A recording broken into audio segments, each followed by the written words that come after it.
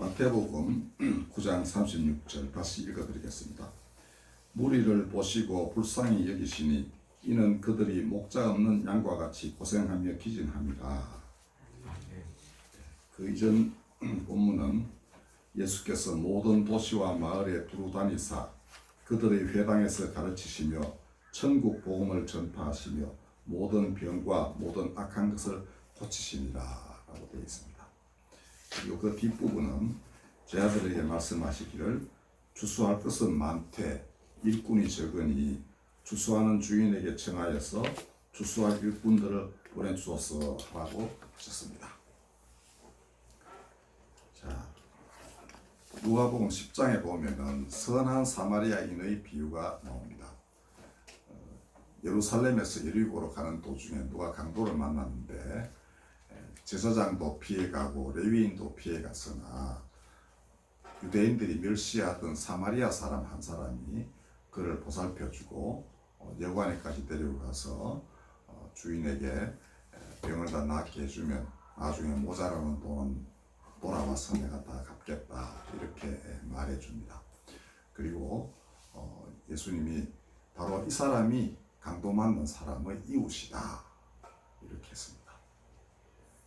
자, 근데 왜 그 비유의 그 강도 만난 사람은 그 험한 길을, 그 위험한 길을 왜 갔을까? 당시에 이런 일이 상당히 많았기 때문에 그 강도가 많이 출몰을 했습니다. 그러니까 예수님이 이런 비유를 쓰시면 전혀 생소한 이야기가 아니고 그 이해가 된다라는 거예요. 실제로 그런 일이 많이 일어났습니다. 그러면 그 위험한 길을 사람들이 가는 이유가 무엇일까? 제가 단언컨대 먹고 살기 위해서 그랬습니다. 물론 뭐 친척이 있고 또 자기 가족이 거기 있을 수도 있겠지만 그렇다면 대낮에 그런 대로 뭐 사람들이 여러 명 짝지어서 가면 강도는 모면할 수 있을 터인데 이렇게 위험한 길을 혼자 갔다는 것은 필시 장사를 하기 위함이었을 것이다. 저는 그렇게 생각합니다. 뭐 이게 실제 일어나는 일이 아니라 비유니까. 그러면 왜 그래 추측하는가? 제가 한동대 여학생이었는데요. 어떻게 무슨 이유로 탈북을 했냐 한번 물어봤습니다. 그랬더니 어머니하고 둘이서 리어카 장사를 했대. 근데 그게 여기서 나오는 특산물을 배급받는 거하고 저기서 나오는 특산물 배급받는 게 다르죠. 그러면 이거 이제 물불 교환을 해가면서 이문을 남겨가지고 이제 먹고 살았어요. 그러니까 그 왕복이 6시간, 하루 한 3시간씩 걸리고 그랬답니다. 자, 근데 이제 남자들이 그게 장사가 되는 걸 이제 보고는 남자들이 힘이 좋으니까 진자전거에다가 물건을 싣고 이제 획 갔다가 획 오는 거예요. 그러니까 도무지 이 모녀가 경쟁력이 없는 거예요. 먹고 살 수가 없게 됐습니다. 그래서 살기 위해서 할 수 없이 탈북을 했다라고 했습니다. 자, 그러니 탈북이라는 게 이번 훨씬 더 위험한 일 아닙니까? 그러나 굶어 죽을 수는 없으니까 행여나 살면은 다행이다. 그래서 넘어오는 거예요. 아마 이 강도 만난 여리고로 가던 사람도 그랬을 것으로 짐작이 됩니다. 당시 예루살렘에는 여러 직급군의 사람들이 많이 살고 있어서 그런대로 물산이 좀 풍부했다고 해요. 근데 여리고는 그 옛날에 그 여호수아에 의해서 파멸이 된 뒤로는 그렇게 재개할 수 있는 기회가 없던 그런 좀 힘든 삶의 사람들이 사는 곳이었다고 해요. 자, 그러니 그에 가서 물건도 팔고 하면 이 사람은 또 먹고 살 수 있었겠죠. 혹은 원래 여리고 사람이었는지도 모르죠. 예. 자, 그런데 지금 우리나라에서는 제자리에 앉아가지고 강도 만난 사람들이 부지기수입니다. 어떻게든 살아보려고 이돈저돈 끌어모아가지고 가게를 열었는데 여건이 안 좋아졌었죠. 몇 년 전부터. 그러다가 결국 코로나19로 직격탄을 맞았습니다. 들려오는 얘기 많이 있죠. 60대 자매가 그 노래방인가 운영하다가 도저히 안 돼가지고 그냥 극단적 선택을 했다는 얘기도 있고 우리가 모르는 얘기들이 부지기수로 많을 겁니다. 그리고 뭐 식당을 가거나 어디를 가나 뭐 한숨 쉬는 사람들이 앉아 있어요. 어제도 결혼 이제 주례를 하고 신랑 신부가 예약해준 식당을 갔더니 뭐 텅텅 비었어요. 그 알바생 하나도 이제 와서 뭐 서빙을 하는데 뭐 알바할 게 별로 없어요. 근데 가도 누구 집 아들이었을 거고 또 용돈이나 뭐 이런 생활비가 부족하니까 왔을 터인데 보기에 참 안쓰럽고 그렇습니다. 그러니까 사람이 많았으면 여러 군데서 팁도 받고 그럴 텐데 안 됐다. 그러고 우리도 조금 주고 이렇게 나왔습니다만 본인이 말하기를 제가 뭐 한 것도 없는데 왜 받습니까? 뭐 이러긴 합니다. 자, 정부는 원래 국민의 인간다운 생활을 할 권리를 보장하기 위해서 국민으로부터 권력을 위임받은 것입니다. 옛날 왕들은 자기가 권력을 쥐고 이제 백성을 지배하는 이런 이제 지위에 있었지만은 지금 민주주의 사회에서는 국민의 자유와 생명, 재산, 그다음에 행복한 생활을 할 수 있는 권리를 보장하도록 사람들이 제일 합당한 사람을 뽑아가지고 권력을 이제 우리 뜻에 맞게 행사해라라고 하는 거고 공무원도 마찬가지죠. 공무원도 사람들이 일정한 자격을 갖춘 사람 시험을 통해서 선발하고 그다음에 계속 감시하고 그다음 정치적 중립을 지키고 하는 것은 국민을 위해서 일하라는 그런 뜻 아니겠습니까? 그죠? 그러니까 세금 낸 걸로 급여를 지급하고 살게 해주는 것입니다. 자, 그러므로 정부는 이 코로나 사태 감염도 막아야 하고 또 사람들의 삶의 터전이 허물어지지 않도록 대책도 마련해야 되죠. 근데 이 두 개를 조화시키는 것이 굉장히 힘들다는 거 우리도 잘 알고 있습니다. 고충이 많겠죠. 그런데 오늘 이 선한 사마리아인의 비유가 왜 생각나는가 하면은 이 사마리아인처럼 그 강도 만난 사람들을 대하면 참 좋을 것 같은데 그러면 뭐 어려움이 있고 또 뭐 설사 그렇게 해서 병에 걸려가지고 뭐 때로 죽기도 하고 하더라도 마음은 좀 덜 아플 터인데 오히려 이 강도 만난 사람을 지나쳐 버린 제사장이나 레위인을 보는 듯한 느낌이 자꾸 든다는 것입니다. 정부와 공무원 통해서 우리가 선한 사마리아인들을 도처에서 자주 접할 수 있다면 이걸 넘어갈 수 있는 기대도 할 수 있고 그럴 터인데 그렇지가 않다는 것이죠.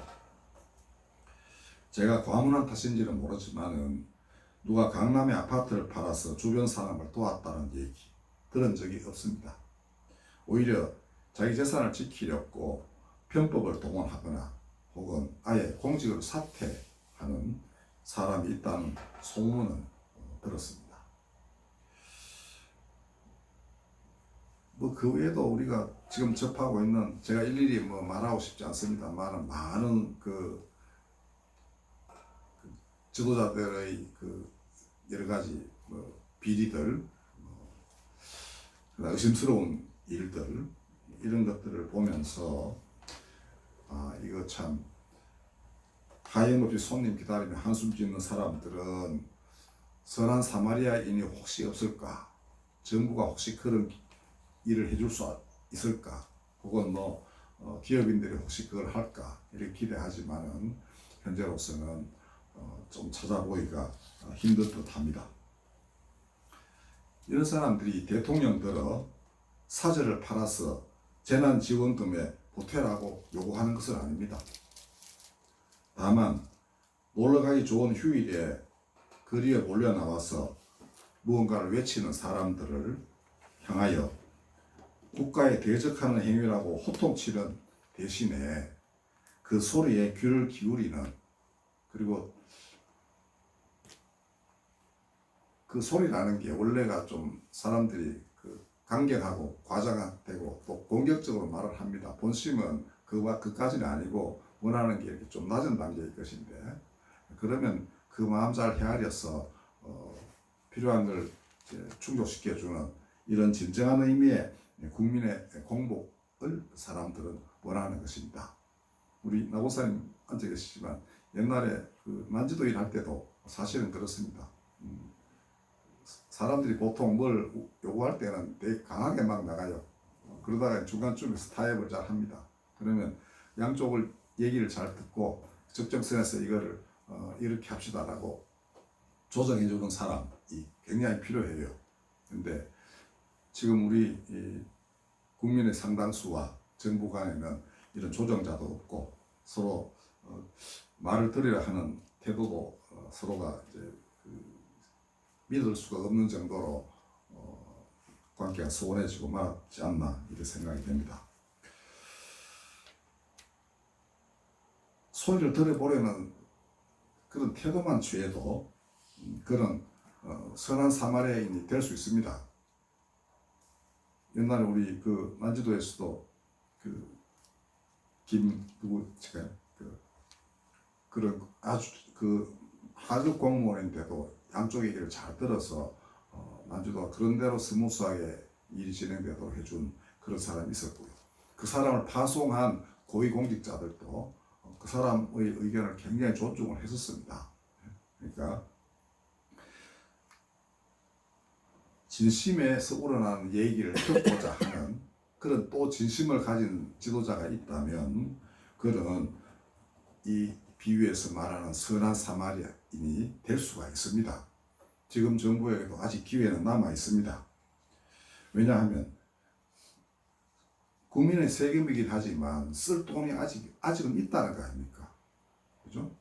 그리고 모자란다면 또 뭐 조금 괜찮은 그 형편의 사람들로부터 좀 더 세금을 거두어 가서라도 이 위기를 타개하는데 도와달라고 한다면 그렇게 불가능한 일은 아니라고 저는 생각합니다.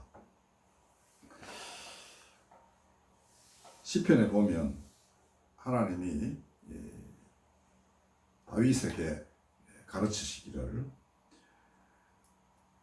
가난한 백성의 억울함을 풀어주며 궁핍한 자의 자손을 구원하며 압박하는 자를 꺾는 것이 왕의 임무다라고 했습니다. 그러니까 왕은 이 하나님으로부터 공의를 행할 그런 사명을 부여받았고 또 사람들은 왕으로부터 그런 행위를 기대를 합니다. 그런 마음씀서미를 기대하고 그에게 왕의 지위에 그대로 있기를 바라기도 하고 그렇죠. 지금은 선거에 의해서 대통령이 계속 바뀝니다만은 어쨌든 그 기간에 권력을 위임했으면 가능하면 이런 일들이 순조롭게 잘 이루어지기를 바라는 것이 사람들의 마음입니다. 근데 이게 이제 도무지 소통이 안 돼가지고 사람 살이 어떻게 돌아가는지는 뭐 염두에 두지도 않고 자신들의 패거리 혹은 뭐 그 소수의 사람들, 그 무리들, 그게 설사 국민의 반이라 할지라도 국민의 나머지 반은 어떻게 하란 말입니까? 그 모든 소리를 잘 듣는 것이 정권을 위임받은 사람들의 당연한 의무입니다. 참 이게 지금 기대할 수 있을런지 모르지만 기회는 있다. 저는 그렇게 생각합니다. 자, 그렇다면 정부는 그렇다 치고 교회가 할 일은 무엇인가? 오늘 본문에 보면은 예수님이 이곳저곳을 돌아다니시면서 회당에서 말씀도 하시고 병도 고치시고 모든 악한 것들을 제하셨다라고 되어 있는데 사람들이 참 불법의 그 희생자가 되어가지고 전전긍긍하고 그다음에 먹고 살기 힘들어서 막 끙끙대는 이걸 보시면서 그가 하실 수 있는 모든 것을 다 하셨죠. 하나님의 말씀으로 그들을 위로하고 또 그의 능력으로 하나님 주신 능력으로 병과 그다음에 다른 기타 여러 가지 악한 일들을 겪었을 때 그거를 고치시고 또 회복시키셨습니다. 그리고는 무리를 보시고 불쌍히 여기셨는데 목자 없는 양과 같이 고생하며 기진하였더라. 그러니까 당시에 제사장도 있고 레위인도 있고 다 있었어요. 정부도 있고요. 그러니까 그다음 뭐 식민지 치하에 있었지만은 뭐 로마 총독이 그렇게 그 종교적 자유까지 압박하거나 이러지는 않았었습니다. 그럼에도 불구하고 이들은 목자 없는 양과 같이 고생하며 기진맥진하였다라는 겁니다. 이유는 지도자들의 잘못에 있었죠. 강도받는 사람을 피해가는 제사장과 레위인들만이 정말 권력과 부를 쥐고 있는 그 상황. 백성들은 유리하는 양들이었습니다. 근데 예수께서는 바로 그들 가운데 계셨습니다. 그리고 혼자서 다 할 수 없다는 거 아셨죠? 그 제자들에게 하나님께 이들을 추수할 일꾼들을 보내달라 하라. 즉 수많은 선한 사마리아인들을 보내달라고 간청하여라 라고 가르쳤습니다. 그리고 그 말은 제 아들 너희도 역시 이 길 따라 살아야 한다라는 말씀이기도 하죠. 즉 오늘날 같은 이런 시대에 우리나라 교회는 이 예수님의 마음으로 사람들과 함께 믿음으로 환난을 이겨내어야 합니다. 아멘. 이제 예수님 제자를 한번 봅시다. 예수님은 뭐 워낙 능력이 탁월하시니 병도 막 고치고 하셨다 합시다. 5,000명도 막 먹이셨으니 뭐 그렇게 딴 게 필요 없으신 분이기도 했습니다. 근데 제자 베드로는 이제 스승은 떠나가고 자기가 책임질 그런 지위에 있는데 어느 날 성전 미문 앞에 지나가다가 성전에 들어가는 길이었죠. 예루살렘 성으로. 자, 그런데 안전뱅이가 앉아 있었습니다. 근데 이제 이 사람은 뭐 치유는 생각지도 못하고 매일매일 연명하기 위하여 사람들이 구걸을 하고 있었는데 베드로와 요한이 지나가다가 그걸 봤습니다. 베드로의 마음에 뭔가 울컥하는 게 있었겠죠. 그때 정말 베드로의 그 인간 베드로의 말이라고는 생각할 수 없는 말이 그에게서 튀어나왔습니다. 나에게 은과 금은 없다. 그러나 나사렛 예수 그리스도의 이름으로 명하노니 일어나라. 이렇게 해서 실제로 그렇게 되었습니다. 아멘. 자, 이것이 오늘날 교회의 자리라고 저는 믿습니다. 돈 있는 정부는 돈을 마음대로 그런 대로 쓸 수 있는 정부는 선한 사마리아인이 되어야 됩니다. 그 선한 사마리아인은 그런 대로 돈이 있었던 것 같아요. 그죠? 그러니까 치료도 하고 요관에 이제 데려다 놓고 치료에 모자라면 나중에 준다고 그러기도 하고 했습니다. 이 정부의 역할을 할 수 있겠죠. 자, 그런데 은과 금이 없는 교회는 어떻게 합니까? 선한 사마리아인이 될 수는 없겠습니다만은 이 미문의 안전뱅이처럼 주저앉은 사람들을 일으키는 목자는 될 수 있습니다. 아멘. 아멘. 저는 이 시대가, 이 코로나 사태가 정부에게는 선한 사마리아인 역할을 할 수 있는 정부인지 아닌지를 시험하는 일이고, 교회에게는 목자 없는 양을 불쌍히 여기고 기진맥진한 사람들을 이렇게 세우시는 그리스도와 그리스도의 손발이 된 교회, 그가 그의 몸이라 할 만한 그리스도가 머리이고 그의 몸인 교회, 이 혼연일체가 된 하나님의 집이 무슨 일을 해야 될 것인지를 가늠하게 하는 어떤 면에서는 가장 중요한 시험의 기간이라고 저는 생각합니다. 이게 어려운 시간에는 교회도 막 움츠러들고 어떻게든 그것만 보존하려고 노력을 하는데 이제는 마음의 문을 열고 주변 모든 사람들을 살펴보는 것에서부터 출발을 해야 되겠습니다.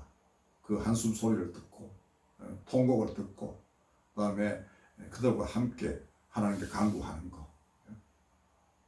그러면 안전뱅이가 일어나듯이 이 절망에 빠진 강도 만난 사람들도 일어날 것이라고 저는 확실하게 믿습니다. 아멘. 우리도 힘들죠. 그렇지만 어쩌면은 이 고통받는 사람들과 하나가 되게 하는 과정이라고도 저는 생각합니다. 저 멀리 떨어져서 강남 아파트에 앉아가지고 뭘 하고 이거 잘 안 됩니다. 그러나 힘든 사람들을 언제나 볼 수 있는 곳에 사는 사람들은 목자에 없는 양들의 목자가 될 수 있습니다. 아주 옛날 얘기지만 1968년, 9년 이때 남미에서 해방신학이라는 게 일어났는데요. 뭐 사람들은 그게 마르크스주의와 연관이 되었다 해서 비판도 많이 합니다만은 그게 없었더라면 오히려 대부분이 공산주의화, 공산국가 됐을 가능성이 되게 높습니다. 그때 제가 지금도 기억나는 것은 제일 처음 그 문을 연 사제가 이런 경험을 했다고 합니다. 사제는 가톨릭 사제는 여기 막 그 금부치 같은 이런 걸로 장식을 많이 해요. 아주 화려한 옷도 입고 이렇게 합니다. 주교가 부임을 해서 그 사제관에 아주 원래 성당은 옛날부터 교회든 성당이든 높은 곳에 지었습니다. 그러니까 모든 사람이 다 볼 수 있고 그래서 이분도 이제 그 위에서 이렇게 경치를 보고 있는데 저 밑에서 뭐 개미 같은 게 꼬물꼬물 하더라는 거 아닙니까? 그게 저게 뭐냐 했더니 사람입니다. 그랬어요. 내려가 봤더니 정말 형편없이 살고 있는 거예요. 짐승처럼 살고 있더라 이거죠. 그때 이 사람이 모든 장식을 다 빼냈습니다. 그리고 이제 그 무리들 가운데 들어가서 하나님 뜻이 뭔지를 찾고 또 그렇게 해서 사람들에게 새 삶을 주도록 그렇게 노력했는데 그게 해방이죠. 자유화이기도 합니다. 뭐 해방신앙이 많은 문제점에도 불구하고 저는 그 동기, 그 출발점 그것은 하나님의 손길이라고 생각합니다. 그거 곁길로 벗어나지만 않는다면 정오로 다시 이게 물들지 않는다면은 그 목자에 이른 양들의 그 고생과 기진함을 진실로 자기 몸처럼 그들을 대하는 사람은 그런 교회는 반드시 그들과 함께 일어납니다. 우리가 해야 할 일이 오늘날 한국 교회가 해야 할 일, 아니 전 세계 교회가 해야 할 일이 바로 저는 이것이라고 믿습니다. 기도하겠습니다. 강도 만난 사람, 목자 없는 양들, 이들을 돌보는 선한 사마리아인, 그리고 귀한 목자들, 하나님 이 땅에 수없이 많이 세우셔서 이 위기를 극복하게 하시고 하나님 뜻이 무엇인지 사람들이 다 알고 서로 사랑하는 그러한 귀한 나라 이룩하여 주시옵소서. 예수님의 이름으로 기도드렸습니다. 아멘.